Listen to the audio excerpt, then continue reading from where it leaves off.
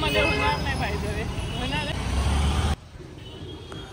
So welcome to our channel Annu Pankaj vlogs. आणि तुम्ही जर आमचा मागचा व्हिडिओ बघितला असेल तर तुम्हाला माहितीच असेल की आम्ही आता आहोत हैदराबादमध्ये. आणि हैदराबादमध्ये दिवसाची सुरुवात ह्याच्यापेक्षा बेटर आपण काय करू शकतो, नारळ पाणी पिऊन. सो आम्ही आमच्या दिवसाची सुरुवात केलेली आहे नारळ पाणी पिऊन. आणि तुम्ही बघू शकत असाल नुसतं नारळ पाणीवर समाधान नाही मानलं पाहिजे, आपण खाल्लं पाहिजे नारळ पाणीमध्ये असलेलं ते खोबरं आणि ती मलाईसुद्धा. तर त्याच्यावरच ताव मारतो आहे आणि त्याच्यानंतर आपण ब्रेकफास्ट करायला जाऊया.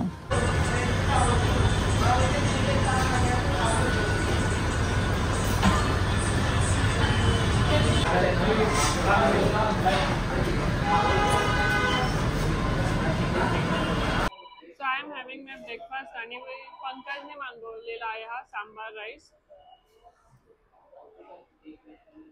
खरंच खूप छान आहे. आता असं वाटेल की गेलं तिकडे सगळं छान छानच बोलतात, पण हे खरंच खूप छान आहे, एकदम मस्त झालेलं आहे. आणि आता माझं पेसरट्टू पण येतं, तो पण मी सांगते कसा आहे तुम्हाला.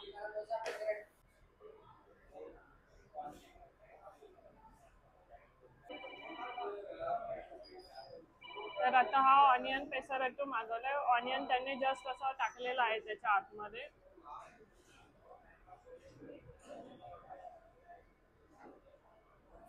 छान चटणी खोबऱ्याची आणि शेंगदाण्याची लागते.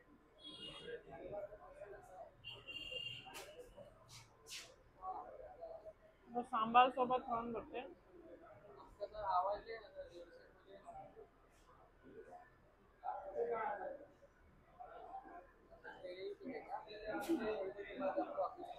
सांबार थोडं गोड आहे, सांबार थोडं गोड आहे पण छान आहे ओव्हरऑल.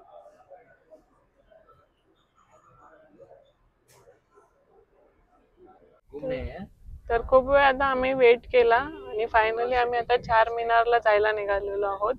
आणि 1 वाजला ऍक्च्युली, लवकर निघायला पाहिजे होतं, लेट झालं वेगळ्या वेगळ्या कारणांमुळे. आणि तर जायचंय, निघायचं हो की नाही. आणि तिकडे जाऊन आता बघूया काय काय कसं कसं आहे. नाश्ता पण छान होता. नाश्ता खूप छान होता, सांबार राईस पेसरट्टू. आणि आम्ही आता कॅब केलेली आहे. पंकज बोलला तो गाडी चालवणार नाही कारण रस्ते माहिती नाहीत आणि सगळे गाडी खालीच यायचा प्रयत्न करतात तिकडे आल्यापासून, त्यामुळे थोडं रिस्की आहे चालवायला.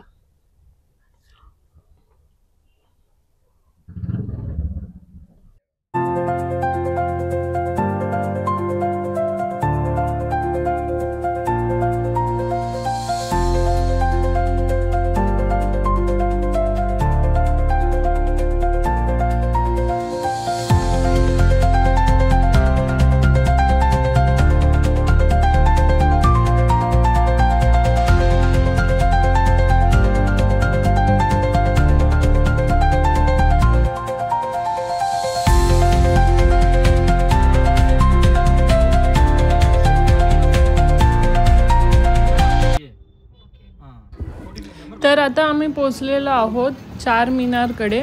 आणि बाजूला तुम्ही बघू शकतात सगळं मार्केट एरिया आहे. इकडे बांगड्यांचे भरपूर दुकानं आहेत आणि तुम्ही इथे मोती वगैरे परचेस करू शकता. आम्ही तर फक्त फिरण्याच्या हिशोबाने आलो आहे, तर आम्ही फक्त इकडे फिरणार आहोत आणि एन्जॉय करणार आहोत. So no shopping for me. इथे येण्याआधीच भरपूर शॉपिंग केलेली आहे मी, तर आता मला शॉपिंग तर नाही करायची. तर आपण चाललेलो आहोत आता चार मिनारच्या दिशेने, चार मिनार एक्सप्लोर करायला.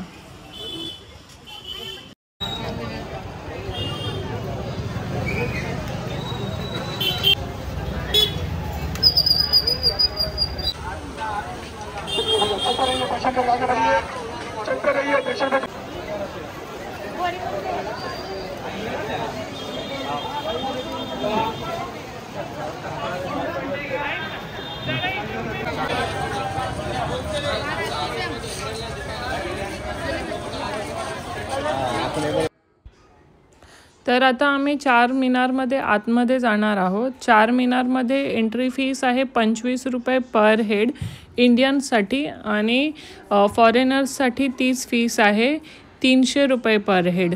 फॉरेनर्सना आपण पण लुटलं पाहिजे असं काहीतरी भारतीय गव्हर्नमेंटला वाटत असेल, त्यामुळे त्यांच्यासाठी 300 रुपये लावलेले आहेत आणि आपण 25 रुपयांमध्ये वर आलेलो आहोत. तर हा आहे चार मिनारमधून दिसणारा व्ह्यू. बाय द वे, ही गर्दी चार मिनारसाठी नसून चार मिनारच्या बाजूलाच एक मंदिर आहे त्याच्यासाठी आहे, पण व्ह्यू इथून खूपच छान दिसतो. आता आम्ही इथून निघणार आहोत आणि जाणार आहोत एका ठिकाणी पॅराडाईज हॉटेल जे आहे तिथे आम्ही जाणार आहोत बिर्याणी खायला. पॅराडाईजची जी फेमस बिर्याणी आहे ती खायला आम्ही जाणार आहोत. तर आम्ही निघतो आहे आता तिकडे जाण्यासाठी. तर जसं की मी तुम्हाला सांगितलं होतं की ती जी गर्दी होती ती ह्या मंदिरासाठी होती. हे जे मंदिर आहे ते चार मिनारच्या अगदीच बाजूला आहे आणि इतकी गर्दी होती, एवढी लोक तासनतास लाईनमध्ये उभं राहून इकडे दर्शनासाठी येत होते. तर हे आहे ते मंदिर. आम्ही प्रयत्न करतो इकडून काही कॅप्शन काही दिसतंय का ते बघण्यासाठी. तर इथे थोडंसं देवीचं फुटेज दिसतंय आणि प्रचंड गर्दी होती इथे, त्यामुळे आम्ही बाहेरूनच दर्शन घेतलं आणि आता निघालेलो आहोत पॅराडाईज हॉटेलच्या दिशेने.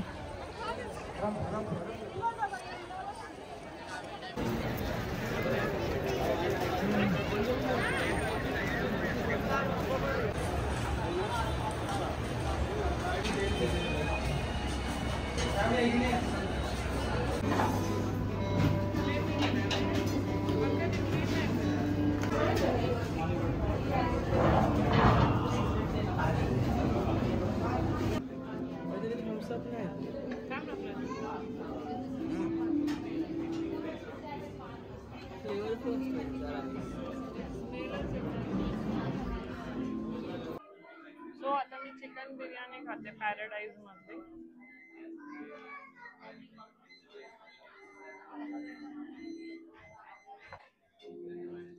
खूपच छान आहे, सॉफ्ट आहे एकदम.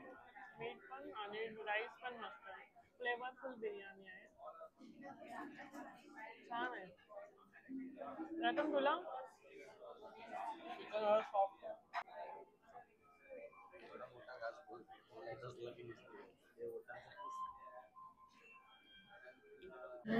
सॉफ्ट चिकन मी आजपर्यंत कधी खाल्लं नाही.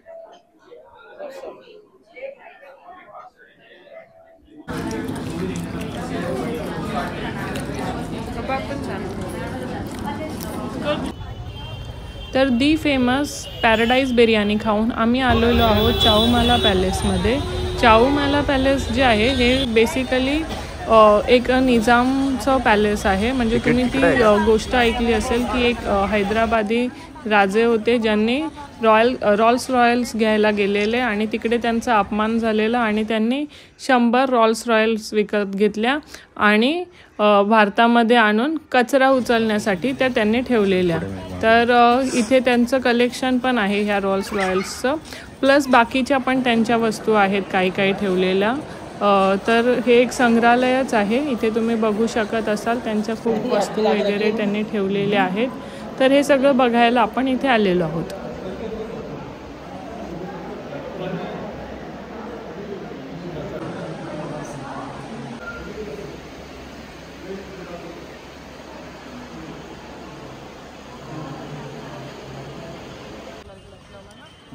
काय बोलली ती? 5 बजे तक आ जाएगा.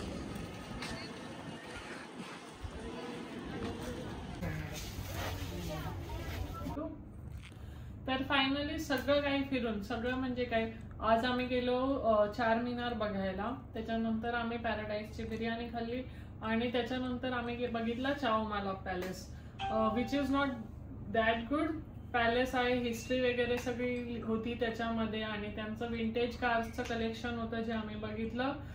आम्हाला पर्सनली हिस्ट्रीमध्ये तेवढा इंटरेस्ट नाही आहे, स्पेशली हिस्ट्रीमध्ये. तर आम्ही तिथे चाऊमाला पॅलेसवर एवढा एन्जॉय नाही करू शकलो.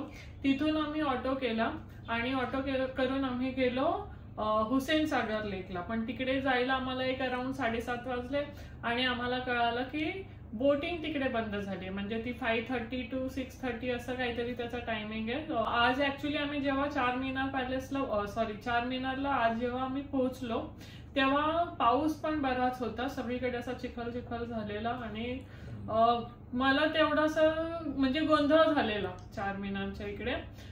तर थोडंसं तिकडे जरा हे वाटत होतं, म्हणजे तितकंच आम्ही त्या चिखलामुळे एन्जॉय करू शकलो नाही. आणि दुसरं म्हणजे मे बी जी बोटिंग मी तुम्हाला सांगत होती हुसेन सागर लेकची, ती मे बी पावसामुळे पण बंद झाली असेल, कारण एक जणाकडून ऐकलं आम्ही की हाय टाईड वगैरे होते. तर लेकमध्ये कसली हाय टाईड ते मला नाही माहिती. तर त्यांनी बोटिंग बंद झाली असं सांगितलं. मग आम्ही एक थोडासा राऊंड मारला, म्हणजे पूर्ण हुसेन सागरला नाही, थोडासा जरा चाललो, मग ऑटो केली आणि मग आम्ही निघून आलो आमच्या रूमवर. तर आता रूमवर आलोय, रिलॅक्स मध्ये बसलोय. आणि सगळ्यात महत्वाचं म्हणजे जो माझा कालचा आणि आजचा एक्सपिरियन्स होता हैदराबाद मध्ये आल्यानंतरचा, की इथे ना प्रचंड ट्रॅफिक आहे. एवढं ट्रॅफिक मी मुंबईत पण नाही बघितलं. कमीत कमी ठिकाणी झालं, म्हणजे जिकडे कमी डिस्टन्स असेल ना तिथे पण बराच वेळ लागतोय, खूप त्रास होतोय जाताना. आणि फेअर जे आहे ना, रिक्षा आपण डायरेक्ट इकडे बुकच करू शकत नाही, रिक्षाच असतात. बाकी कॅब तर तुम्हाला ऑनलाईनच बुक करावं लागेल. रॅपिडो मध्ये थोडंसं आम्हाला कम्पॅरेटिव्हली स्वस्त ऑप्शन भेटले, म्हणजे जर तुम्हाला रिक्षावाला 300 सांगतोय तर रॅपिडो मध्ये तुम्हाला ते 150 दिसतंय. That is also too much. म्हणजे नॉर्मली मुंबईमध्ये राहणाऱ्या लोकांचं कसं असतं की मीटर असतं, मीटरमध्ये तुम्हाला सगळं दिसतं आणि तुम्ही त्यानुसार जाऊ शकता. पण इथे तसं नाही, इकडे ऑलरेडी यांचे रेट ठरलेले आहेत. आणि ऑटो तुम्ही जेव्हा स्वतः बुक करता तेव्हा तुम्ही बार्गेनिंग करून किती करणार बार्गेनिंग, बरोबर ना. तर रॅपिडोचा ऑप्शन बेस्ट आहे. तुम्हाला कुठेही जायचं असेल तुम्ही ऑटो किंवा कॅब रॅपिडोवर बुक करा आणि हॅव सम पेशन्स. तुम्ही हैदराबाद मध्ये आलात तर तुम्हाला प्रचंड ट्रॅफिक मिळणार आहे, त्यामुळे तुम्हाला इथे त्यासाठी तयारच होऊन यावं लागेल. आमचा माइंडसेट आधी येताना थोडा वेगळा होता. आज सकाळी थोडासा आम्ही ऍडजस्ट करायला वेळ लागला, पण नंतर आता आम्हाला कळलं की कुठेही जायचं असेल तेव्हा तुम्हाला पेशन्स ठेवायचाच असेल, कारण 3 किलोमीटर जरी तुम्हाला दिसते अंतर तरी तुम्हाला एक 25-30 मिनिटं तिकडे जायला लागणार, एवढा प्रचंड वेळ इथे लागतो. तर हा होता आजचा आमचा दिवस. कसा वाटला ते तुम्ही सांगा आम्हाला कमेंट्स मध्ये. तर अजून आपण आहोत 2 दिवस हैदराबाद मध्ये, उद्याचा आणि परवाचा. तर तेव्हा काय काय करणार आहोत ते तुमच्या बरोबर आम्ही शेअर करू. सो आमचा येणारा व्हिडिओ नक्की बघा.